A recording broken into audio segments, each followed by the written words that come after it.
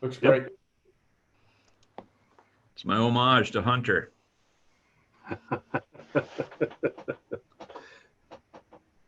So I think it was the last time I was did a talk in the United States before I left. And that was Hunter talked at the same conference. And that was his quote.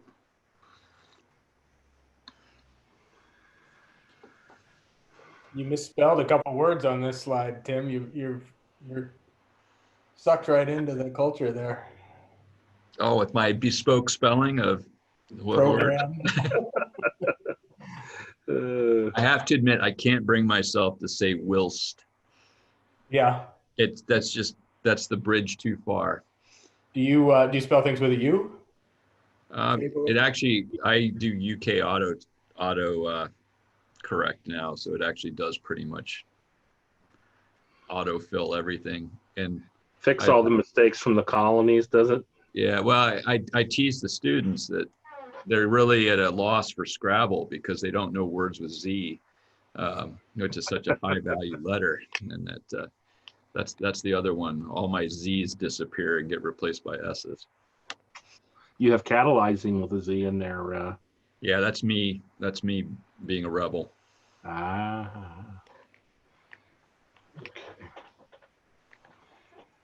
Tim, I sent you a text a moment ago about how you want to handle follow-ups from this, so you just let me know. Yeah.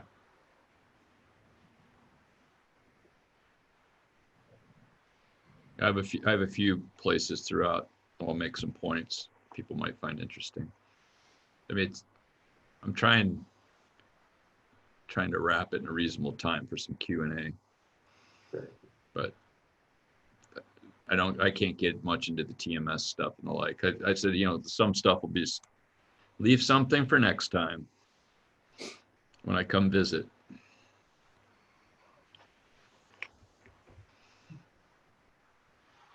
Bob, I was joking with Tim. We had to reschedule, and I said, well, we'll have to reschedule all his flights and everything. Yeah, wait a minute, are you serious? No. Yeah.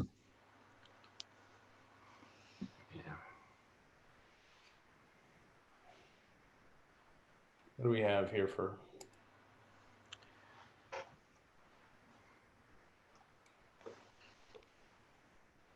I know it's past dinner time there, Tim, so I don't want to wait too long, but I think we ought to give it another minute or two. We still Sure. have quite a few people popping into the room here. Yeah, that's fine. I would say it's probably closer to bedtime. Yeah.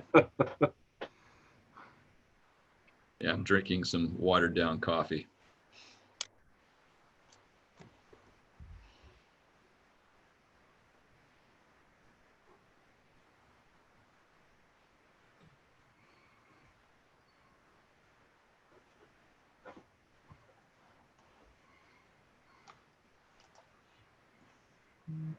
Hello, Tim Denison. Hey, there's your quote, man. Good time to be out of the United States. Yeah, that's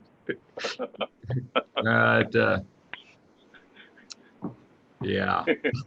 Make sure you have your virus filter on, Tim. Yeah, but I was listening to the BBC. I was listening to the BBC broadcast last evening, and the comments from afar. It is amazing. We're not doing ourselves any favor. Yeah, maybe the UK would let the US go without a revolution these days. So, yeah, you can just go. That's no problem. Just don't come back. Yeah. Get out of here. Don't claim friendship either. Yeah. All right. Well, maybe we should start. You think, Andy? What do we got? Sure. I mean, yeah. Do you have any sort of announcements or anything, Bob? Or No, just a few words. So this is our first neuroprosthesis seminar of the new academic year. Welcome back, everyone. Thank you for coming today. We have a fantastic speaker, so I'll let Andy introduce him in a second. We'll have a series of additional ones going forward. So stay tuned for that. Just a word to all the FES Center investigators. We're getting deeply involved into strategic planning now, and if you haven't been able to participate yet, please join in. If you don't know what I'm talking about, send me an email. So we have a proposal to submit by February, and I want to make sure that I can capture everyone's thoughts and hopes and dreams. Okay, so without further ado, I'm going to turn it over to Andy to introduce our speaker today. Thanks, Bob. I'm actually not sure Tim needs much of an introduction. This is the third time he's given an MP seminar, which I think might be a record, Tim. So you're at least tied, if not the outright record holder for MP seminar speaker.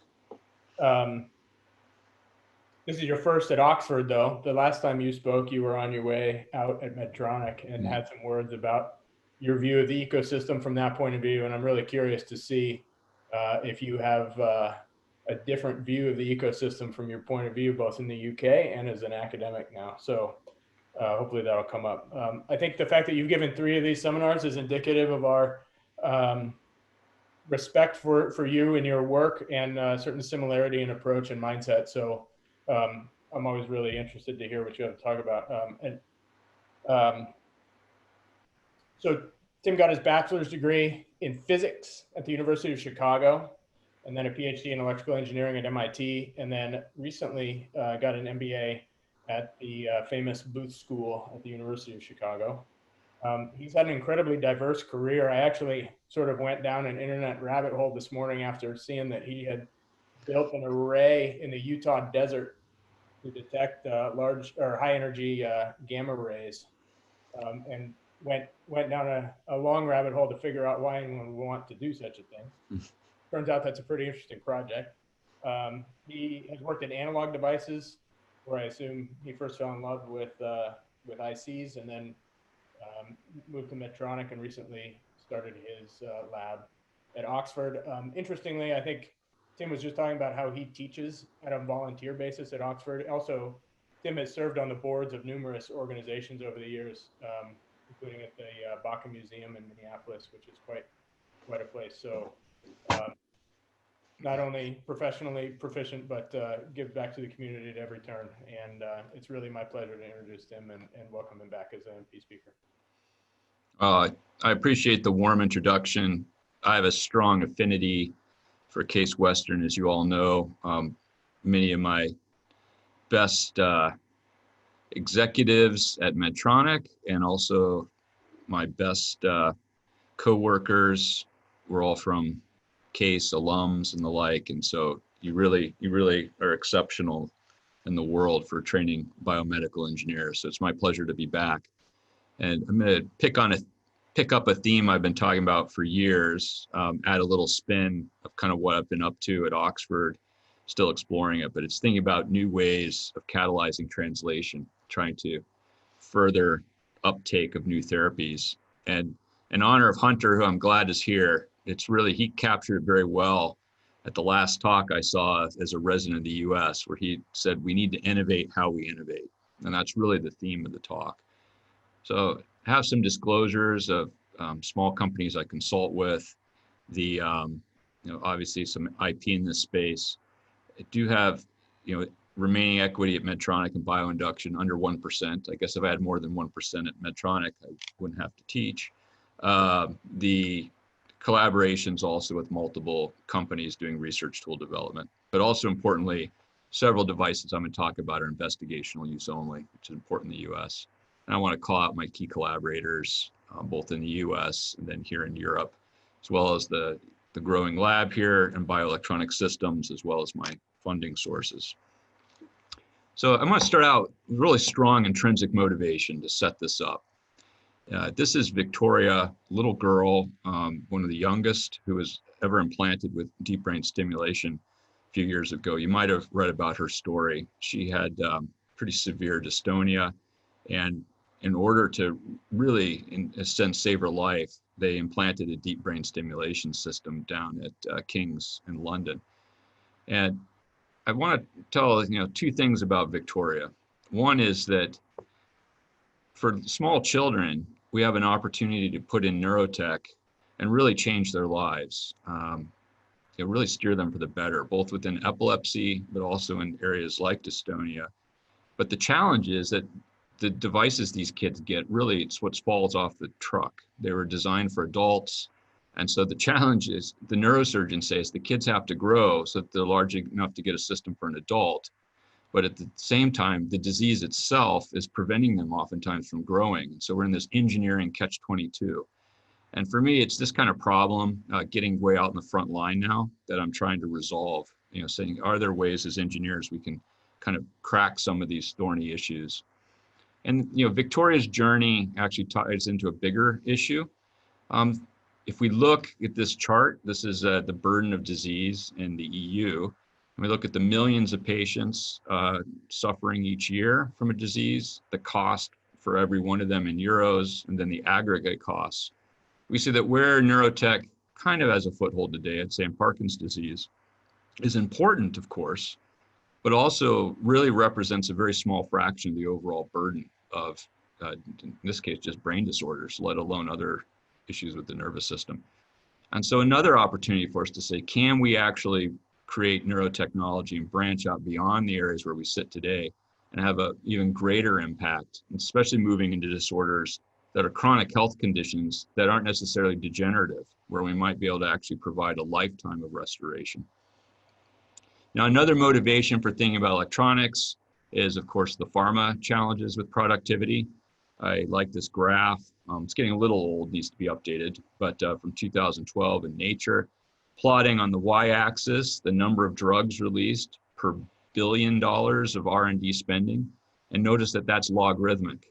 And it actually intercepts around the millennium with about $1 billion per new drug. Now, this is to contrast to the progression that we've seen in Moore's law. That's why I call it E-rooms. It's kind of the inverse, where here's an integrated circuit from basically when I was born and how it would scale as transistors evolved over time, eventually getting down to the size where it no longer fits on a pixel on my screen. And it's this kind of electronic integration. We say, can we benefit from some of these consumer trends, at least some elements of it, and further neurotechnology and its adoption? Of course, this is not a new idea. It's been around for a long time.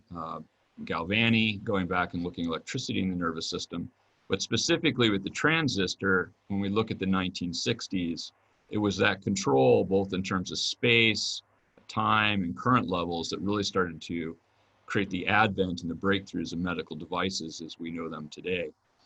And I think one of my favorites, of course, is the cardiac pacemaker, especially based on Earl Bachen's 2-transistor metronome circuit, which ushered in the new generation of kind of portable electronics being applied for bioengineering. But then, as transistors continued to evolve and battery sources and the like, and of course materials, all those system components, we went from the wearable to the implantable, then adding in rate responsive pacing to give a more physiological response, and then thinking about the MRI safety in terms of the environmental considerations, and then ultimately kind of changing the way we even put in devices with the transcatheter pacemaker. Of course, one thing to reflect on is even as these technologies evolve, the timelines are actually still quite protracted. And so another opportunity is to think about how can we actually pull in those timelines. Another key success story, I think, in bioelectronics and thinking about just electrical systems in the body is the cochlear implant.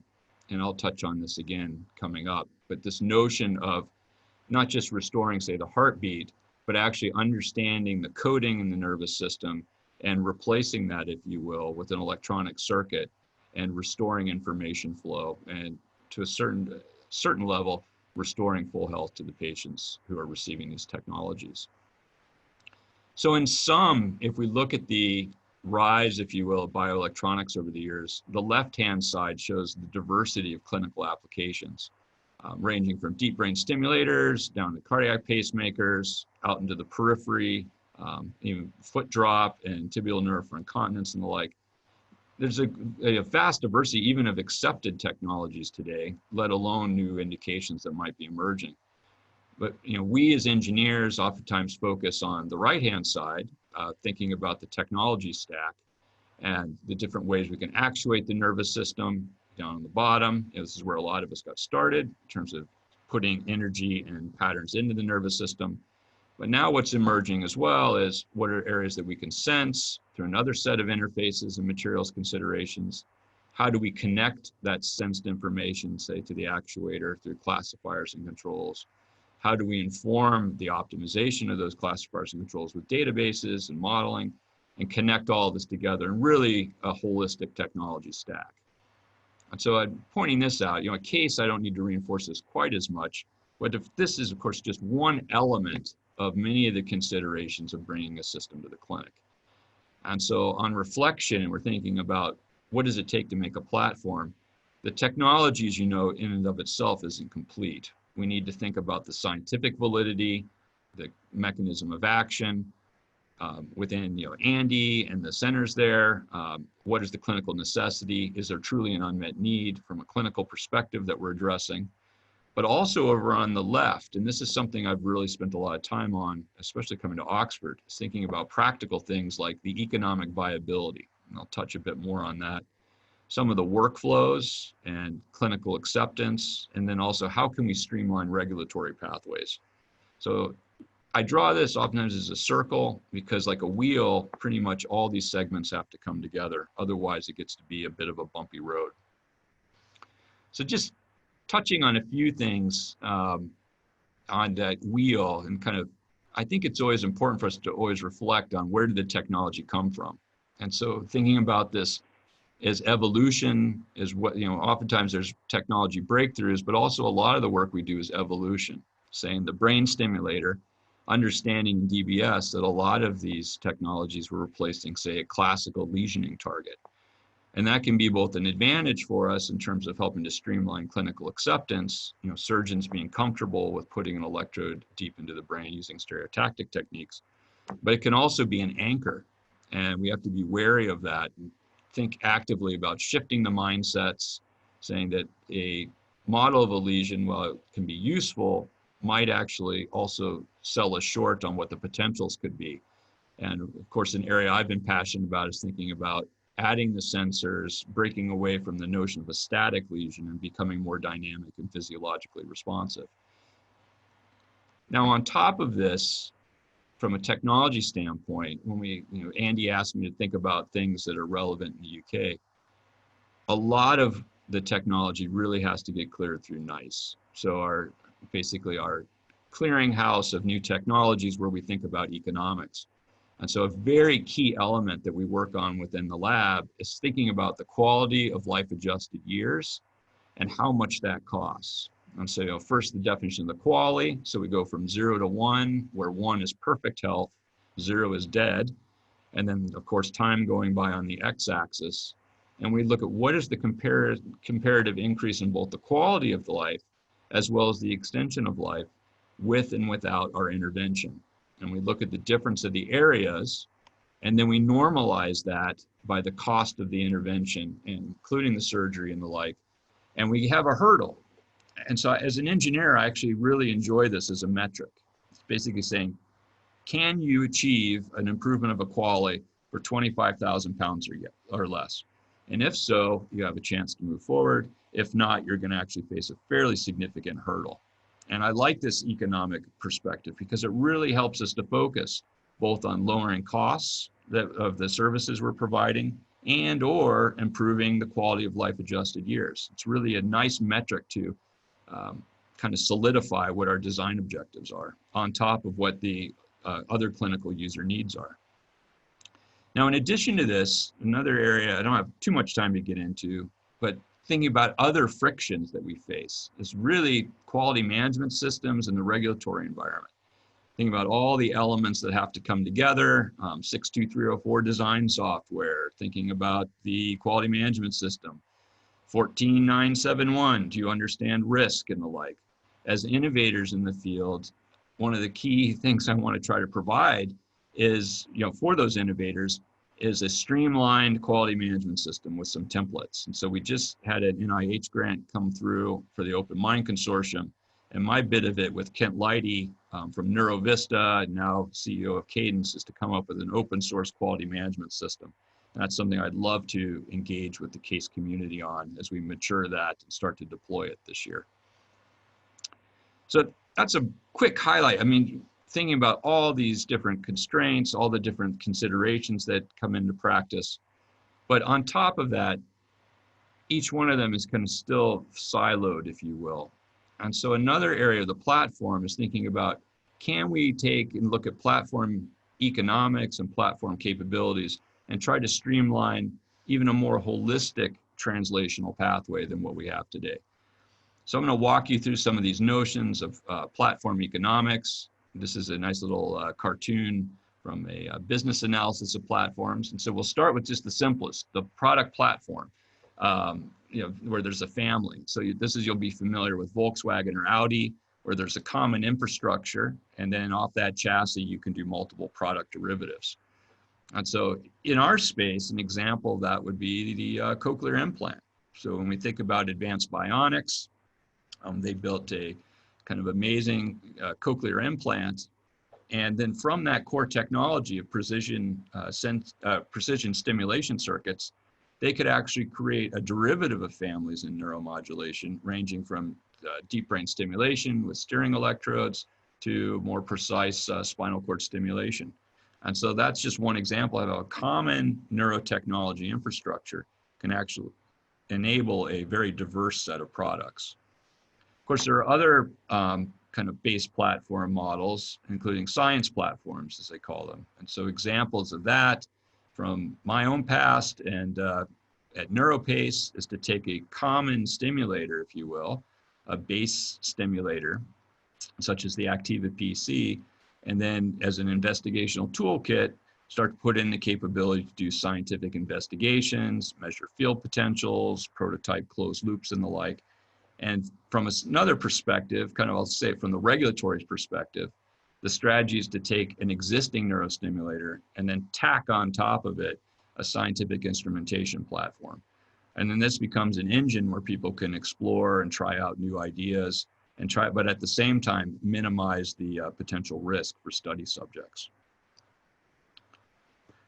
So you create these kind of platforms, though, how do you actually get them out into the user environment? And this is the next kind of model of thinking, where it's a market intermediary, connecting two sides who have complementary interests, but say different goals in mind. So, I'll give an example of Uber. I'm a person with a car and some time on my hands, want to earn some extra money. Now what the Uber is serving is someone who needs a ride. And so what the platform can come in there is facilitate a transaction between these two parties and help to streamline it. So my favorite example of a market intermediary is actually the Brain Initiative, and particularly the public-private partnerships. What the public-private partnership did was connect medtech companies with prototype ideas, such as the science platforms, with clinical neuroscientists who were out there who had a hypothesis they wanted to test and prototype a new therapy. And through the public-private partnership, that greatly facilitated those interactions and helped to streamline them.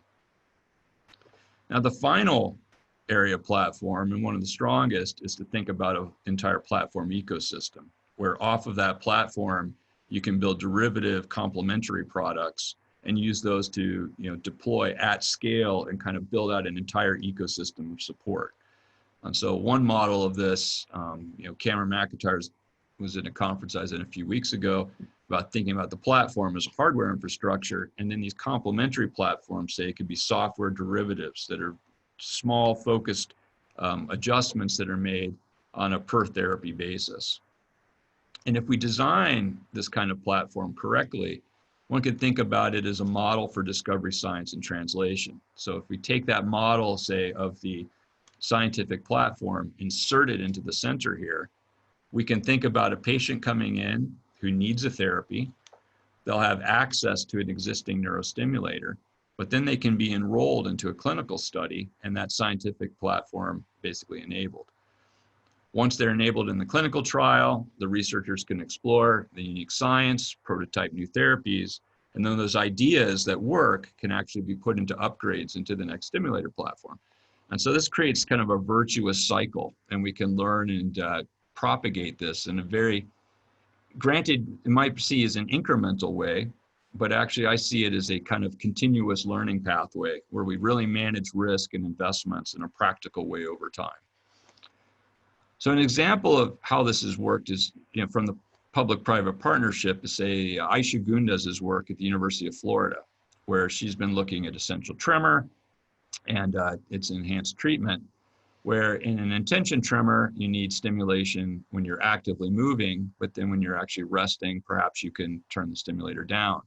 And what you might be able to do using a sensing input and a brain-computer interface to detect motion is really boost the stimulation up to a level that optimizes tremor control. And perhaps during motion, a patient is more willing to accept dysarthria or side effect. But in the absence of active motion, you're basically avoiding those side effects and at the same time saving battery life. So this is an example from Aisha's work, and of course, Kelly Foote is her neurosurgeon, where they went in and used the science platform, the Activa PC+S, as an investigational tool. And this is in one of the subjects where they have their intention tremor. The device is actually off, so this shows the baseline tremor level. And then as they're going to pour water, you can see they have their tremor elicited. And then now in the next side, by using this platform, and actually neural kits worked out with a collaborative group of people, they can look at the raw channel coming off the motor cortex, extract in real time the motor intention signal, and then use that to ramp the stimulation in real time, as shown in the bottom panel. So this helps to provide stimulation on demand when required and keeps the stimulation down when not required. And now the reason I show this is kind of that culmination of a science platform, an ecosystem created through NIH, a clinical neuroscientist engineer working together to prototype a new therapy concept, and then ultimately, can we actually bring these ideas to the clinic? And that is the kind of structure that we really want to think about facilitating, and I would say also perfecting over time. And so that's a snapshot of kind of where things had been when I did my transition to Oxford. And now I'm going to talk a little about ideas that I've been kicking around the last couple of years on constantly trying to refine this technology stack and the way we design the platform. So the platform challenges, one of them is actually how you design that technology stack. And so in that first generation of systems, both from NeuroPace and the Activa PC+S, they had some pretty significant shortcomings. One was, of course, sensing during STEM. You're trying to do a bidirectional interface, and you have to worry about artifacts and the like. The other element is that people are hungry for more data. They want to get as much data as possible as part of the study to learn, and also to avoid any compromise on the device lifetime. And so this gets into thinking about going to a rechargeable system. And the other thing is a practical constraint is when you have a research subject in a new disease state, you have to worry about their long-term care. This is becoming very front and center in the BRAIN initiative and the ethics side, is if someone does enroll in a study, will they be cared for the rest of their lives as a volunteer? How do we ensure that long-term support? And that's another area where rechargeables can certainly help. Another element is going into a rechargeable kind of lifts some of the constraints on energy consumption, thinking about prototyping of new algorithms. You don't necessarily have to be down in the microwatts with a custom processor. You can be, say, more forgiven in using a more common off-the-shelf technology if you're willing to go into a rechargeable zone. And then, of course, the other elements of modern telemetry and cloud connectivities, we can start to take advantage of the Internet of Things and other infrastructures that are coming about. So an example of that is the Medtronic RC+S, and with collaborators at the Mayo Clinic, they've been developing this, particularly Greg Worrell and his group have been exploring RC+S. And I love this picture because we've been working on some sleep research together.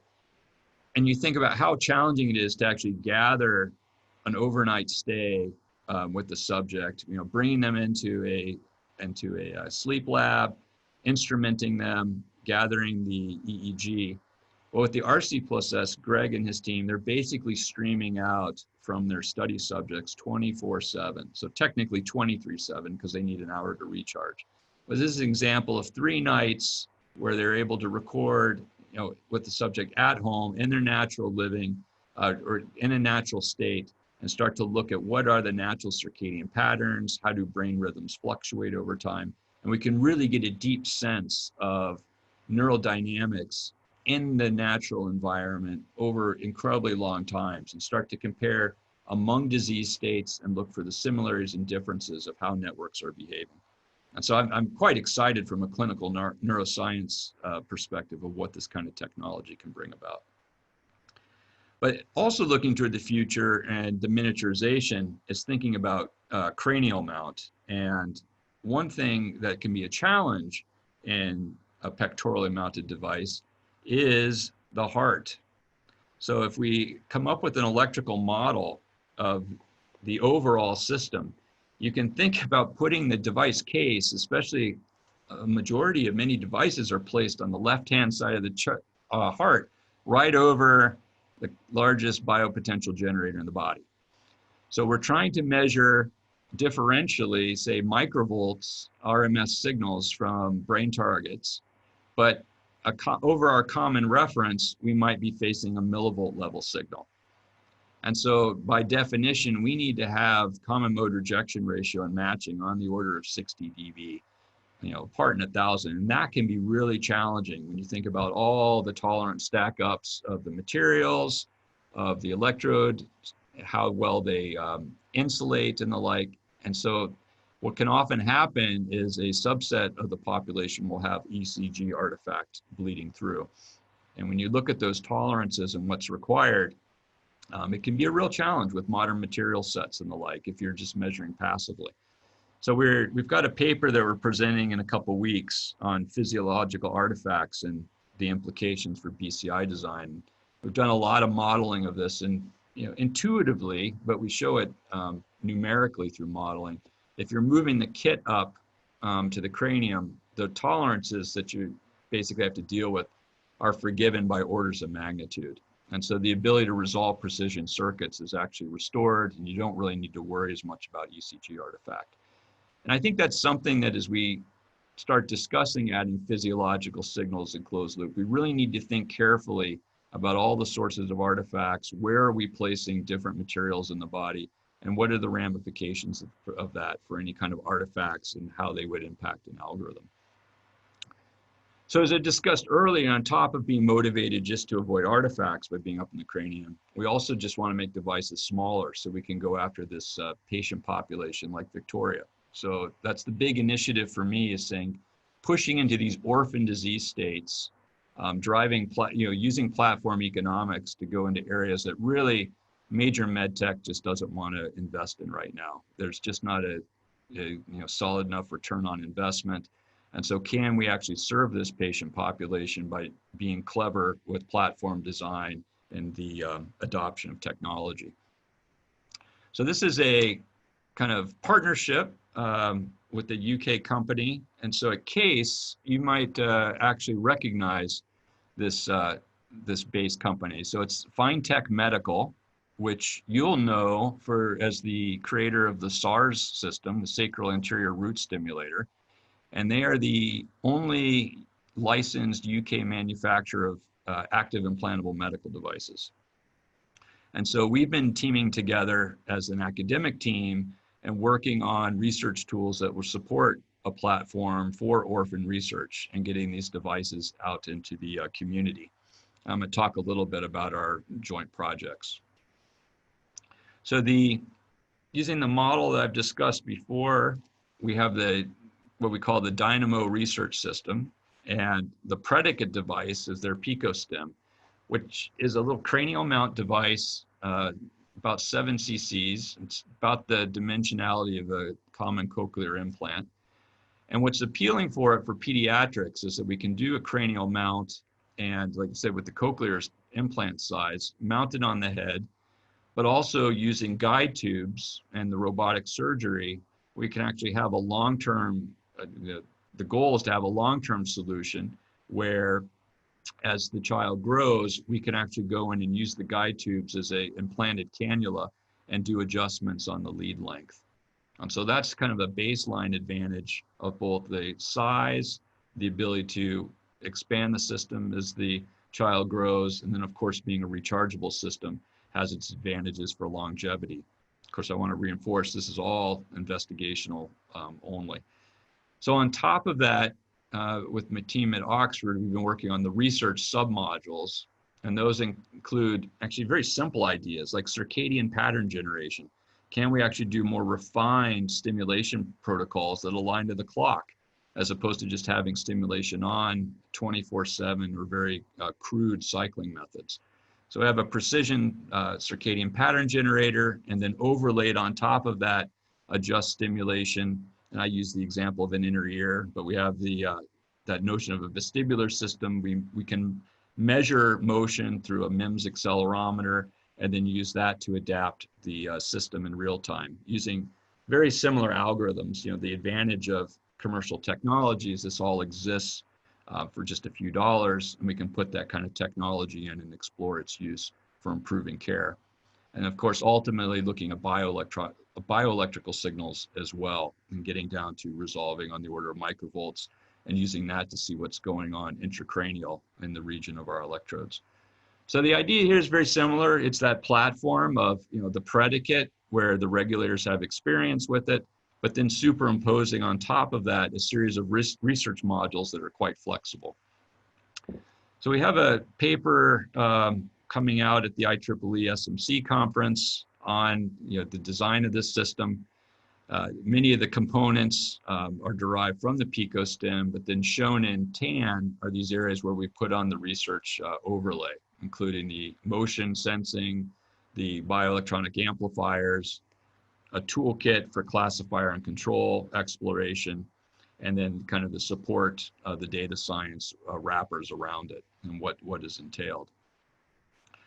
One of the lessons learned also as we go through the evolution of research tools is thinking very carefully about workflows.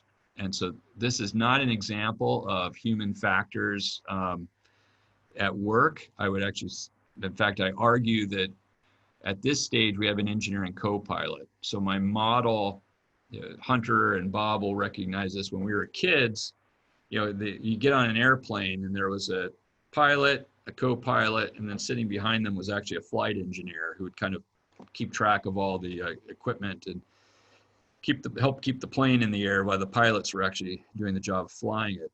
And so that's a bit of the model that we're taking right now for our research tools, where before we worry about getting the human factors just right for eventual clinical deployment, we're actually making the system so out of the box, it has all the capabilities. There's not a lot of software writing, but in order to configure the software, we provide a bunch of register axes, which is kind of shown here in the upper right corner.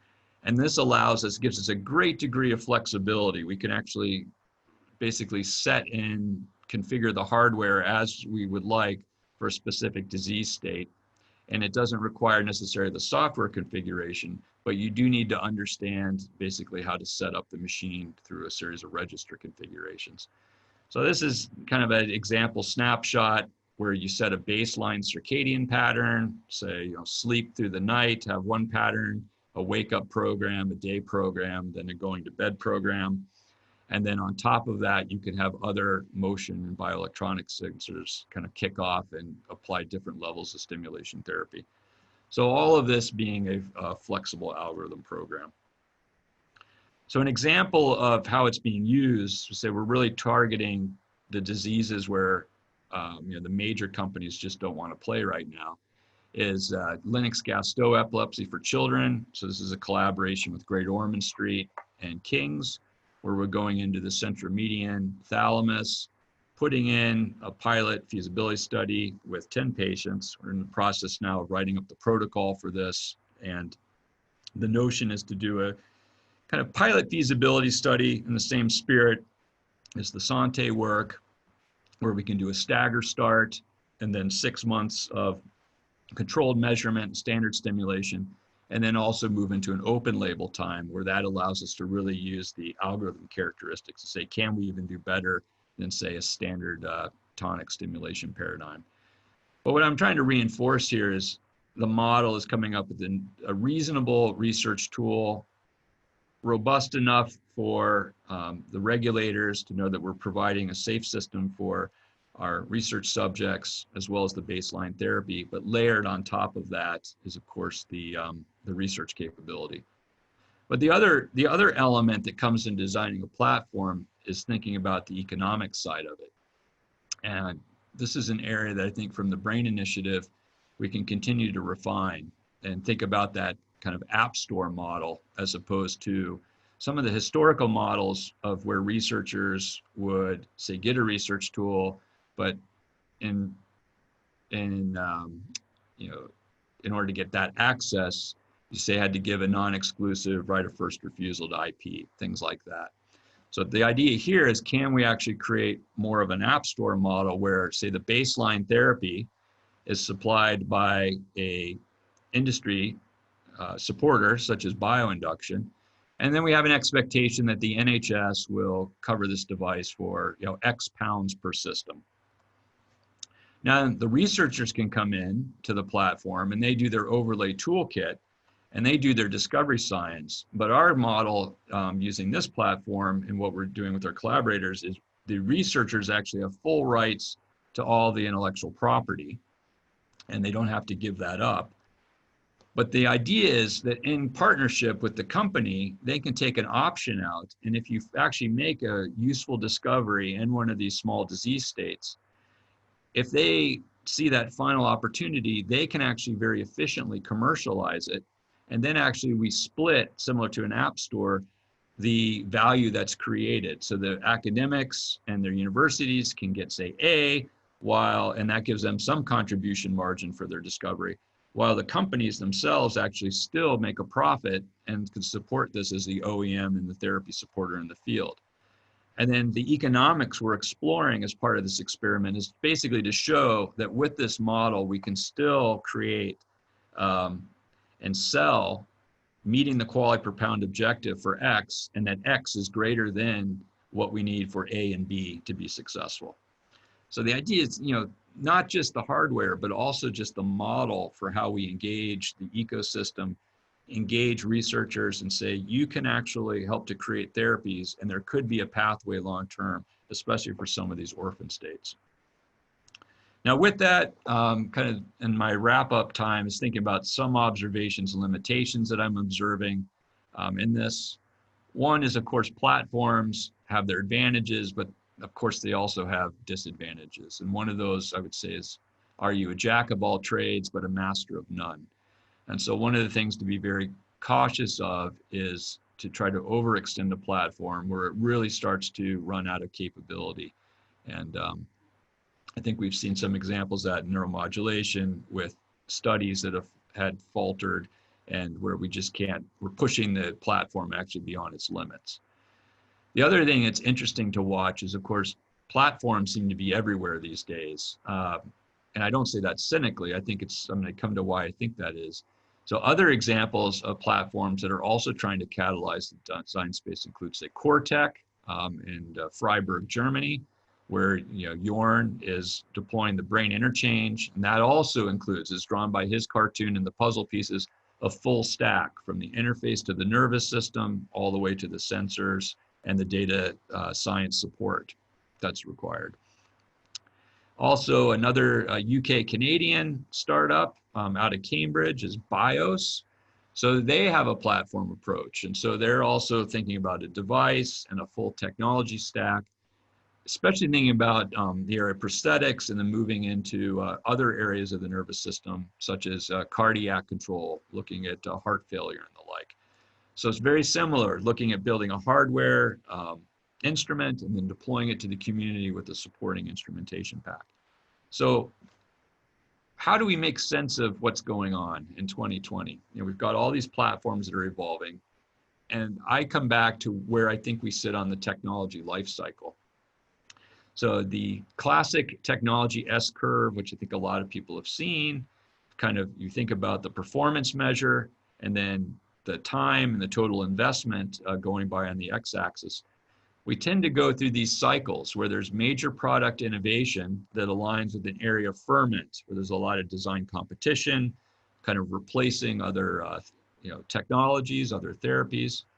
And then as those kind of technologies mature, the product innovation actually goes down a bit, and you see instead an increase in what we'd say is process and product innovation. So can we make it better? Can we improve our yields? Can we do a better job of supporting it in the field?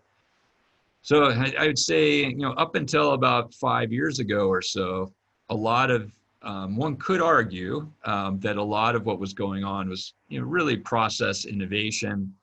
A lot of the devices looked the same, had the same kind of common footprint, and even among different companies, the features were, a lot to first order quite similar.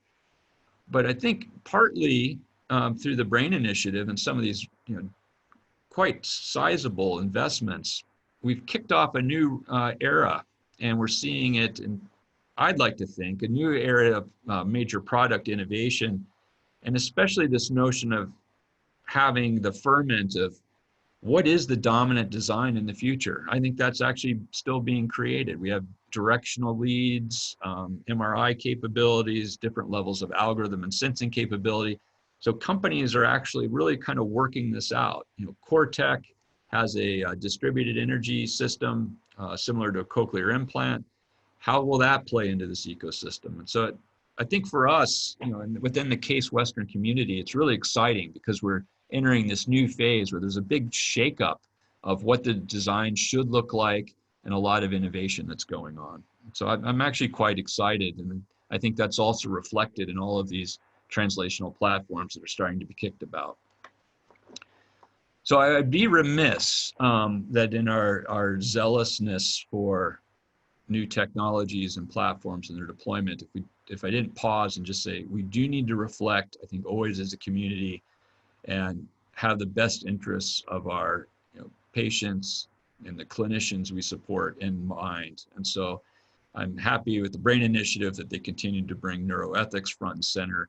And I always put up this New York Times headline from Delgado and the infamous Matador, just to remind us that, similar to those technology S-curves, we're not the first generation to go after neurotechnology. And there were some hard lessons learned from the prior generations. And let's make sure that we learn from those lessons and not repeat some mistakes, and always keep our ethics and informed consent front of mind. So just to do the wrap up, and then I'm happy to take some questions. I really want to reinforce something the Case community already knows, but so I'll just consider myself part of your ambassador, is that the translation is more than just, of course, a technology widget. It's really keeping in mind the full balance of clinical necessity, scientific mechanisms, but also I really want to reinforce that we think as carefully, as Hunter would say, innovating how we innovate, so that we're addressing the economics, some of the workflow viabilities and the regulatory pathways, and making sure that we're being innovative on those dimensions as well. Part of it for me is thinking about the frameworks. What are the frameworks that we could put together to enable those kind of innovations to occur? Of course, the technology stack is one of the common ones. And I just want to say as a quick aside that the emphasis today was on implantables. I look forward to my next talk, where I promise I will not discuss anything implantable and talk about the other side of the research, and actually, frankly, the larger part of my research right now on non-invasive systems such as transcranial magnetic stimulation. And part of that reason is technology stacks also should be looking very much at minimally invasive techniques. Especially, I report to the NHS right now and thinking about how we scale some therapies in neuromodulation. Implants will always have a pretty steep adoption barrier. And so trying to round that out with less invasive technologies. And I, as an aside, look forward to discussing that more in the future.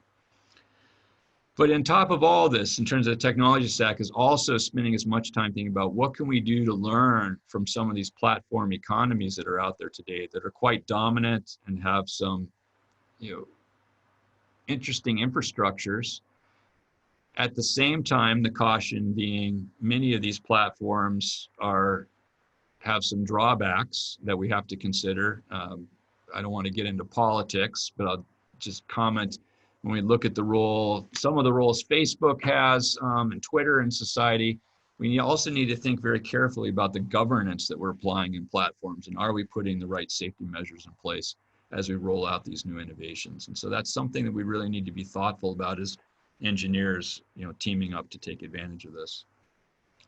I think it's a problem worth trying to be creative on. I fully embrace Hunter's challenge of innovating how we innovate. And I think it's really important when we look at this disease burden across the EU and the globe, what can we do to actually have a meaningful impact and drive down these costs and be part of the solution to it? But the thing I want to close on is always reminding that behind every one of these millions of people, there's somebody like Victoria who really is in need of a new therapy and an improvement to their life. So with that, I'm happy to take questions.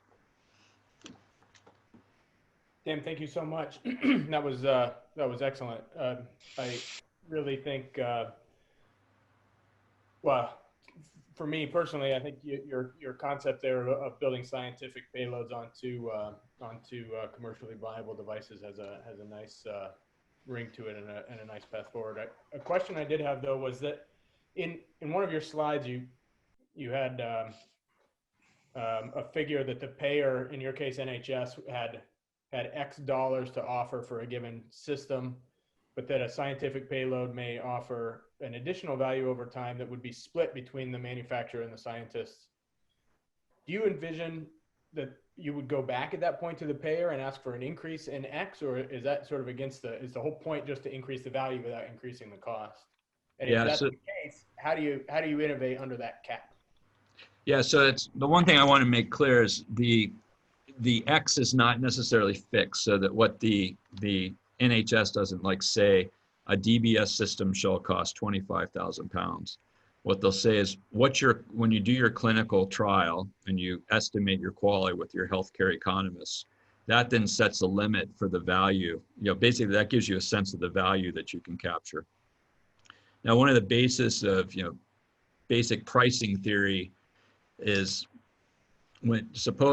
so I'll give it. I won't be abstract, Andy. I'll be specific. So suppose Case works with the system and they figure out how to double the qualities for Parkinson's disease. Now, theoretically, from the NHS perspective, that means you can double that price that you prior had. But in reality, usually you want to share a bit of that with your customer, and you kind of divvy up the incremental value that you've created. But the notion there is when that value is created and you get, say, a pricing uplift, some of that will actually go back to the innovators in their universities who actually invested their time and effort in order to figure this out. It helps to cover, their overheads and some of that those other costs. Okay. So that makes a lot more sense to me, but it may make more sense in a healthcare economy where the for better or for worse, I guess the dollar value on the quality is so well defined. So, dare I say, I think you asked, why am I going over to the UK when I was exiting? And I think we're getting a little sense. Think of me as an expeditionary source, an expeditionary force to a healthcare economy that's very much tied to value economics. And I'm trying to learn how to operate within that system. And similar to this talk tonight, kind of share some lessons learned, both good and bad, from what I'm observing here. Yeah. I do like it. I mean, one of the things about fee for service, I've got a few things that just drive me a little bit crazy. And it's the distortions that the fee for service can drive in the practice of medicine also, I mean, frankly, looking out for our patients, I just don't see how it's going to survive long term. Yeah, it's very difficult to align the incentives correctly. Yeah. There's a couple of questions that have come in on the chat, which I will read. So if you have a question for Tim, you can either raise your hand in the participants window and I will call on you, or you can type it in the chat window. So a couple of questions from some names you might recognize. Eric Peterson asks, what do we know about how the brain grows when there are leads implanted in it? Yeah, so it's one of the biggest ones. So hi, Eric. It's good to talk to you virtually.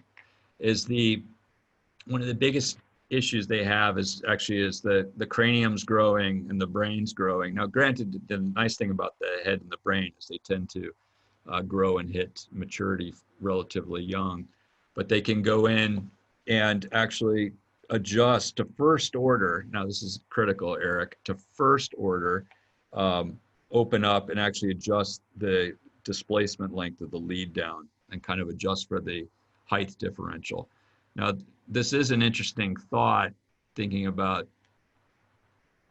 like the directional leads, where the additional directionality might compensate for some additional adjustments on the off-axis growth in terms of if your just linear displacement isn't good enough. But that's the first order. That's how the surgeons are addressing it.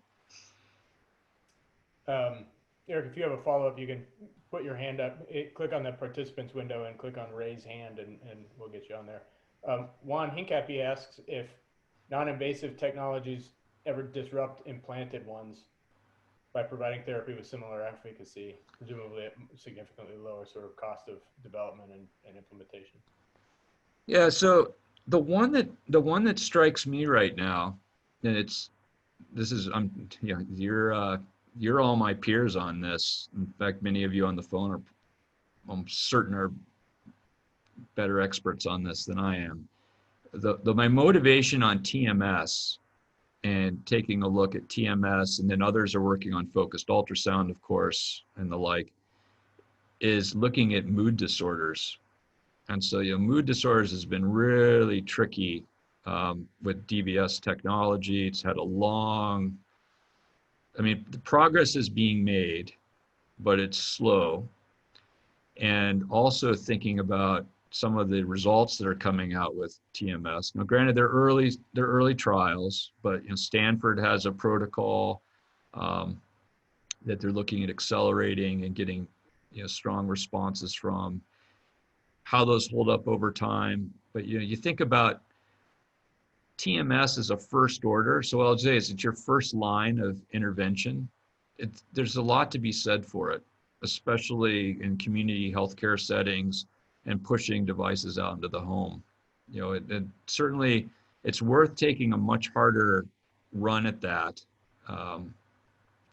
in light of where we're at with DBS technology, and really practically, how do we scale DBS technology over time compared to some of these non-invasive systems? So to the question, I see it as a continuum, ultimately I think it will be a continuum, but also where things stand today, some of the external methods that are actually already approved, certainly in the UK, we can make a lot better. I missed a question from Fred earlier. Just your encapsulation for that device. It looks like it's a titanium capsule. Are you recharging through the titanium, or is there a polymer header, or how's that? No, it's through the titanium case. So temperature management, all that's critical.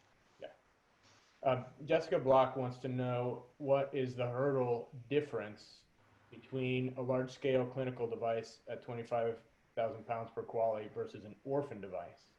How hard is it to push into that space? Yeah. So this is something, this is my grand experiment. We'll see how it pans out.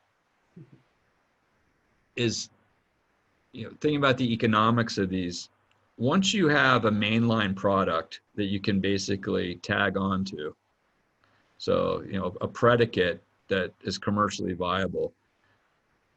And this is my challenge of designing the stack.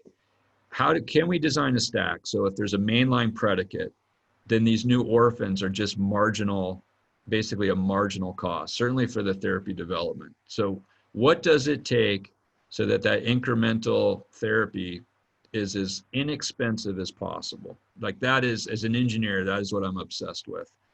Actually, not BCI, not that. I actually have to admit, it's actually healthcare economics that keeps me up at night. And it's to help those little kids. So that gets into that infrastructure. There's the technology stack, there's the design of the can, but more, as importantly, we create templates for the quality management system. I have templates. If you want to do a Dynamo research tool, I actually have a template for you to fill out for the investigator's brochure, the clinical evidence report, the patient informed, basically templates, reuse as much as possible, trying to make this as efficient as we can for each of these new therapies. And so the actual burden and costs are lowered as much as we can. That leads right into Ron Triolo's question, which is about, he didn't notice spinal cord injury or motor function neuroprostheses mentioned in your thing. Then obviously that's, an area where we've had some expertise. How would you, Ron's question is, can you comment on the prognosis for those as an orphan indication? And is there a place, for that kind of model, or for that in your kind of model? Well, it's, so one, Ron, I avoid it because Case has it figured out. So it's the, it's got to know I got to have my unique space. Actually, in all seriousness, there is an element of that. So Michael has one foot in both camps, and I saw he was online. I actually find academics to be more competitive than I think industry people are. So you gotta strike out your marketing and strategic area that you want to compete. But in all seriousness, one thing, Ron, that's interesting to watch over the last, decade is how spinal cord stimulators are being applied, for some indications. I mean, I'd say that's the positive side where, Susie Harkema, Gregor Cortine, it's and spreading now across the globe, are looking at how can we use SCS for some level of rehabilitation. Now, my counter to that is platforms also have their limits. That's why I said, platforms, the jack of all trades, master of none. You may not get that ultimate specificity, but you could benefit from some of the economics of deploying that platform. I think Tim is reading ahead in the questions, which is great because he's offering me these nice segues to get into the next thing. Swarna, I'm actually going to ask you just to unmute yourself because I don't want to have to interpret all your questions. So you can go ahead and ask your question. But before you do, I'm going to just make a quick plug. The reason Swarna is here, Swarna Solanki was a graduate student in the FES Center several years ago, went to McKinsey and then a startup company, did some consulting at Jumpstart, and is now back in our environment as one of the fellows in our new Neurodesign Innovation Fellowship, which is a year-long innovation fellowship based on Stanford's biodesign program. So that's a shameless plug for that program, which it got started 2 weeks ago. Anyway, Swarna, you want to go ahead and just ask your question directly? Are you there? She's not. Yeah, I'm here. Yeah, please go. Yep. I'm really sorry. I did not realize I was not on mute. I was probably typing really loud. I don't know. No, it's fine. I think you were on mute. Go ahead. Oh, I was. Okay, good. Hi, Tim. Nice. Thank you very much for the presentation. It was great to hear your perspective on innovating. I was curious specifically about the slide where you brought up, but don't fall into the trap of jack of all trades, master of none, as you're sort of pushing to expand the functionalities of software platforms. I would love to hear some of your thoughts on how to practically sort of achieve that balance or define potentially what is that sweet spot? Yeah, so Andy, I paid you at 10 quid to turn off the question chat before I got the really hard. Sorry. So and I'm not dodging your question. The reason I put this up is that is the hard question. I mean, I like when you think about how do you design the architectures so that you capture the critical, I'll say 80% of functionality that you require, and then have the modularity that you need, but not overdo it, and so that you end up burdening, just the cost of the basic platform. I don't have, actually at this time, I'd say that's the active area of investigation and kind of thinking about it. And the other thing is I got to always be careful because I have, history, but I have to, some of it's confidential. So, respecting Medtronic, but the, things you can see is, but the one thing to reinforce is you don't have to, there are ways to modularize the system that also help to break that free. So one is, common across all the manufacturers. There's a connector block and you can plug in different electrodes. So it's not like when you're doing a brain stimulation device, you say, I can only have one electrode to capture all these different brain areas. You say there's a very logical place to actually break the system and allow modularity to kind of compensate for some local perturbations, but those modular components in and of themselves don't necessarily cost too much. And so I think that's one of the key things, is not to think the platform is in and of itself, it has to be all inclusive. You can actually do some modular subsections, not just in hardware, but also, not just in software, but also in hardware, in order to try to balance that a little bit.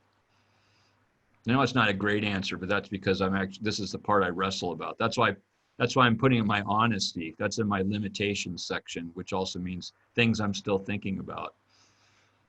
No, that's great insight. Thank you.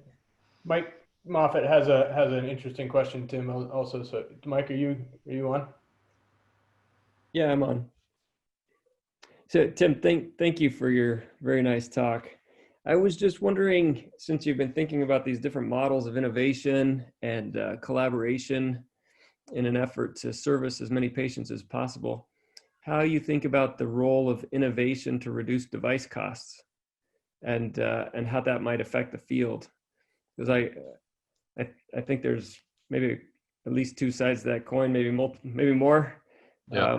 And different sets of pros and cons that you might think about in terms of how device cost shifts might change different amounts of investment, yet help lots of patients, those types of trade-offs. So I was curious if you'd thought about that as you're working through these models. Yeah, I wonder about the elasticity curve, where do we sit on it in terms of volume price. I mean, I think the other thing to Mike's question is, some of the constraints we have, at least in where I am, aren't even just the device costs. So we also have to think about surgical time. How much time are we in the, consuming the OR for these interventions? How much follow-up time is required and how much burden? And so I think there's the simplest one to quantify is that quality per pound, as maybe thinking about as a transactional cost. But I also think there's opportunities to use this platform to do some of the other support costs and push those out. Like one of my projects right now is doing research. So you probably know my collaborator at Mayo Clinic, Greg Worrell, puts devices in pet dogs with naturally occurring epilepsy. So yeah, it's actually a partnership, and we're doing the same with the Dynamo. I'm in Hanover, and so what's interesting there is, just due to geography and COVID and everything else, we actually just log in remotely. And so the owners love it because they can basically get their follow-ups in their living room over their morning coffee. And I'm sitting in my kitchen in Oxford, gathering brain waves and checking impedances and the like. And it's the positive side, I think, of some of the COVID is it might accelerate some of these technologies. And that's where I'm getting at, Mike, the cost not just being the dollar, but also all these support costs and what can we do to streamline. And I'll think more carefully about it, but I think one of the things that would be interesting would be for us to plot together an estimate of where we are on that elasticity curve. And I still think we can more than make up, from what I'm seeing where I am in my environment, we could make up for the lack of savings and cost here, but in overall volume actually increasing things. But it's an experiment that has to be run and proven out. Thanks, Tim. Dominique, yep. Yeah, hi Tim. It's nice to see you again. Likewise. You don't have a British accent yet. No, but I do this so you all understand. I have a question about. Yeah, I see. Good. You don't have an American accent yet either, Don. Yeah, I just want that's to right. point out. Yeah, you've been there a lot longer than I've been here. Well, I have a question about, we discussed this before, but I also noticed you didn't talk at all about the peripheral nervous system in general.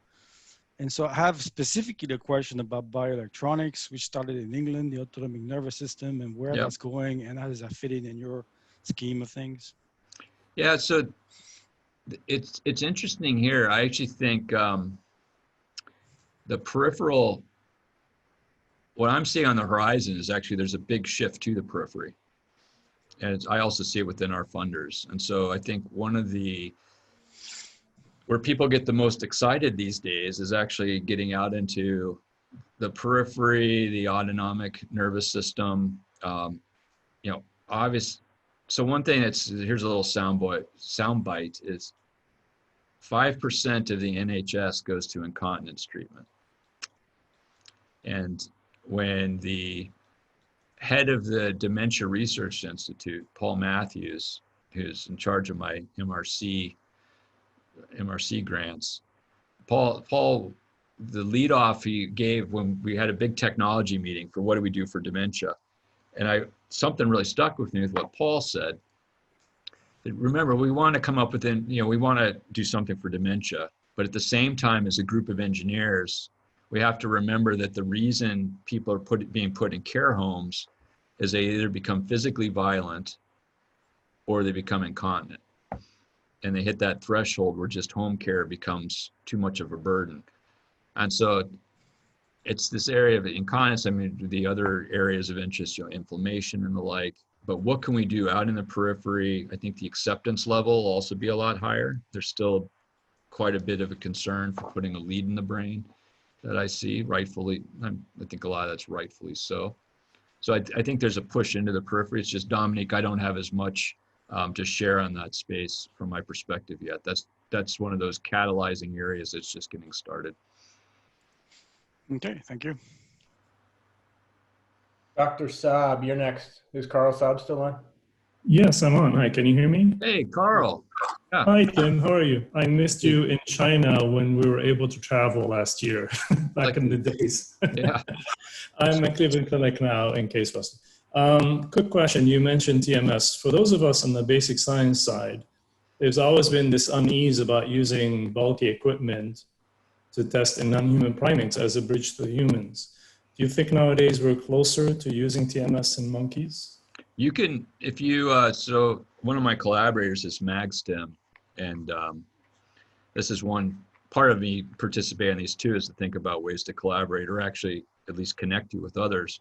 So MagStem actually does custom coils. They have a whole group that does customized coils and can scale things for you.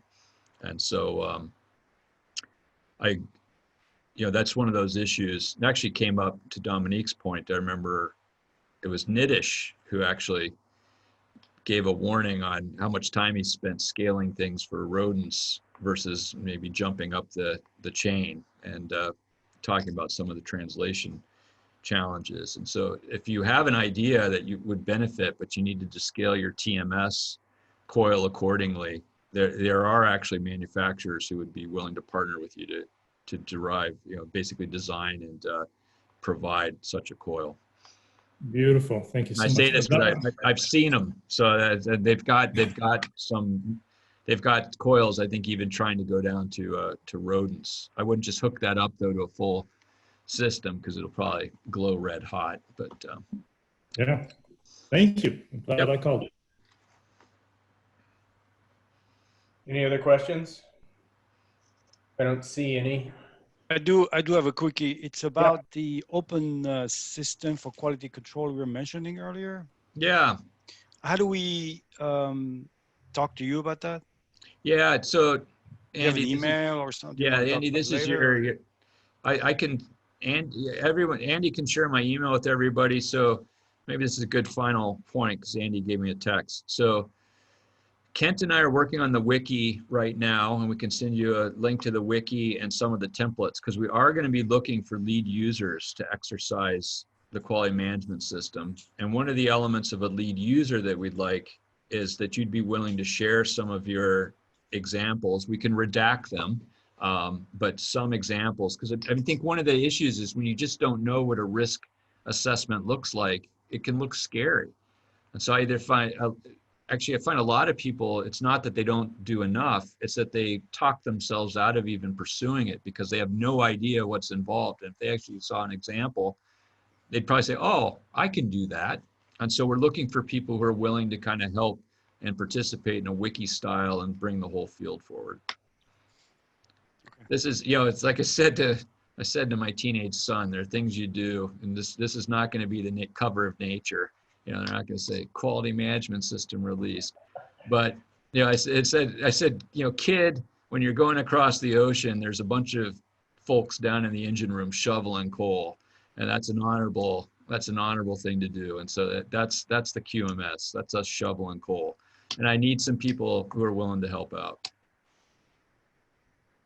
Well, I think that's a really brilliant place actually to wrap up with the shoveling coal analogy. So Tim, thank you so much for doing this. I will, to the center, Tim has offered to reach out and make connections. So if there was something in here that piqued your interest, you have additional follow-ups, or you'd like to get together with him, I will share Tim's email address.